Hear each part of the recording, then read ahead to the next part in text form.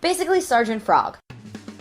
Sergeant Frog, or Kerorogunso in the original Japanese, is a very Invader Zim meets Powerpuff Girls style show that launched in 2004 under the supervision of Yoshizaki Mine. The premise is that a group of military invader alien frogs called Keronians show up on Earth and wreak havoc trying to invade it in the most ridiculous ways, all while being imprisoned and befriended by two 14-year-olds and their really hot mangaka mom. But while it sounds like a really easy setup for a show, it's not.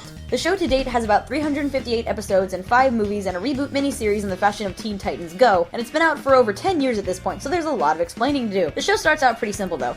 This alien frog named Sergeant Keroro crash lands on Earth and gets discovered by two teenagers, Fuyuki and Natsumi Hinata. He's immediately captured and interrogated because his invasion ball thing broke. He ends up becoming best friends with Fuyuki, which leads to him meeting their mom, who falls in love with him immediately and creates a manga and show an entire following based off of him and the rest of his platoon, essentially creating Sergeant Frog meets Space Battleship Yamato in the universe of Sergeant Frog. It's really fucking meta, and that's just the second episode.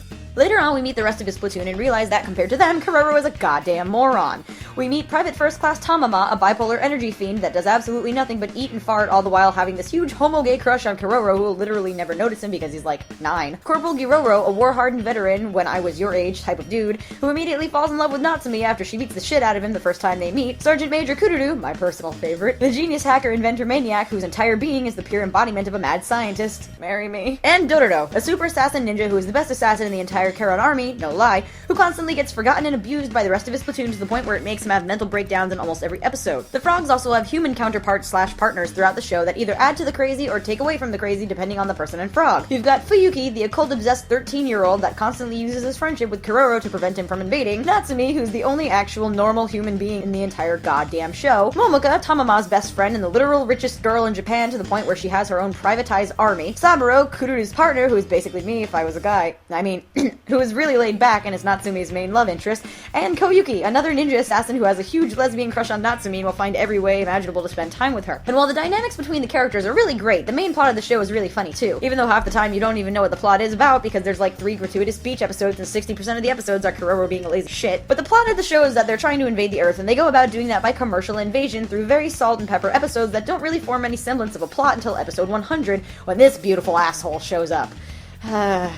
The literal only reason why they don't just outright take over the Earth is because some moron put Keroro in charge. Like, 358 episodes and they don't get jack shit done. I blame this kid. But the show has a little bit of everything for everyone, in my opinion. It's got aliens, mechas, pretty women with big tits, this guy, this chick, occult, romance, this woman, movies, dragons, space travel, and the trials and tribulations of a 14-year-old girl trying to take care of her brother while dealing with a group of frogs. Meddling frogs.